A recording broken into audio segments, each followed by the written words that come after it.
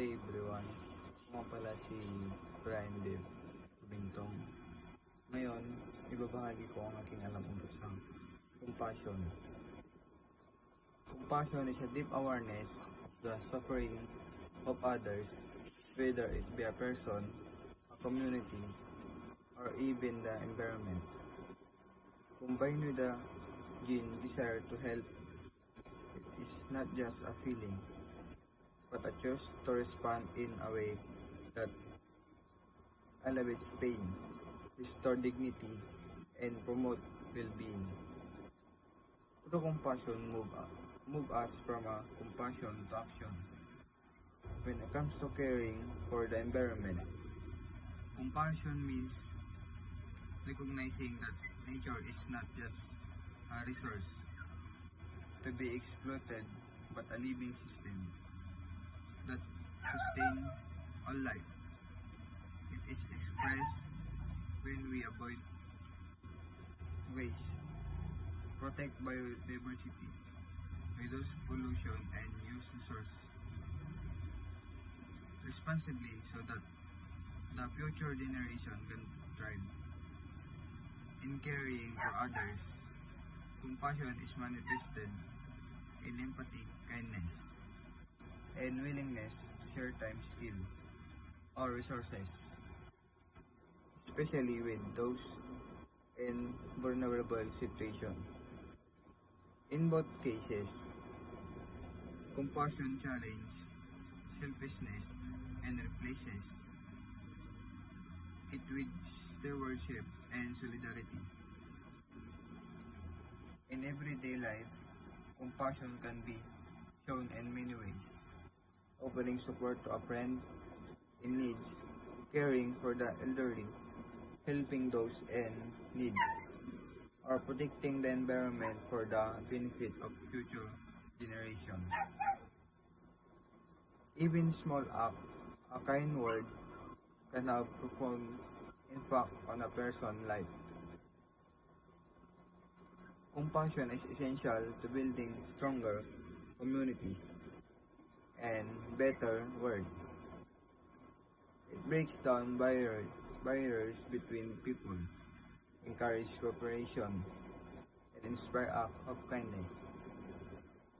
In a society where compassion thrives, there is a greater respect for human dignity, fairness, and caring for another. Ultimately, compassion is not just an emotion. It is a choice. It is the willingness to look beyond observe and act in ways we create waves or goodness that can transform not only individual lives, but also the world we share. Yan po ang aking masasabi sa compassion. And next is, what is the role of communal discernment making in PU and the world? Ang communal discernment ay gumaganap ng mahalagang papel sa paggawa ng PU at sa mas malawak na mundo na mas makabagin. Ang discernment ay ang proseso na malalim na pagkikinig sama-sama sa mga pangangailangan ng mga tao at kapaligiran. Pagninilay-nilay sa mga posibleng aksyon at pagpili kung ano ang pagtataguyod ng higit na kabutihan. Kapag ito ay ginawa bilang isang komunidad, pinipigilan nito ang mga desisyon ng madala sa pamamagitan ng personal na interes o pagkiling, at sa halip ay nag-uugat ang mga ito sa mga pinahalagaan at pagkagalang at katarungan. Sa PU, ang communal discernment ay maaring manghulugan ng pagsasama ng mga mag-aaral, guro at kawani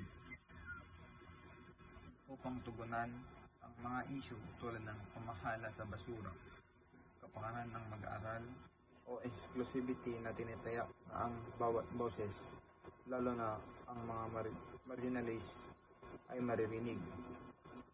Sa isang pandigdig gang saklaw, maaari itong manghulugan ng mga bansa na nagtutulungan upang tugunan ang pagbabago ng klima, mga krisis sa mga tao at hindi pagkakapantay-pantay sa lipunan.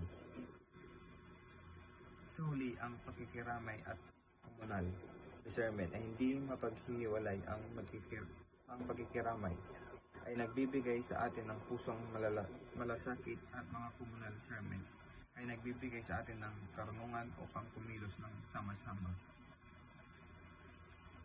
Kapag pareho silang nabubuhay sa isang komunidad, mababago nila hindi lamang ang mga patakaran, kundi ang mga kultura na ginagawang mas makatao, napapanatiling at puno ng pag-asa sa ating pinagsasaluhang mundo. Sa koneksyon ng PIO, ang komunal discernment ay maaaring gumanap ang isang malakas na papel sa paghubog ng isang habagin na kultura ng campus. Halimbawa, kapag naharap ang universidad sa mga isyu tulad ng pamamahala ng basura, kapakanan ng mag-aaral, o suporta para sa mga nasa krisis, tinitiyak ng mga desisyon na ginawa sa pamamagitan ng komunal discernment na walang tinig na binabaliwala, lalo na ang boses ng mga pinakadektado, ang mag-aaral, guro at kawani na maaring magtulungan upang maghanap ng mga solusyon na nagpapakita ng empatiya at pagiging patas.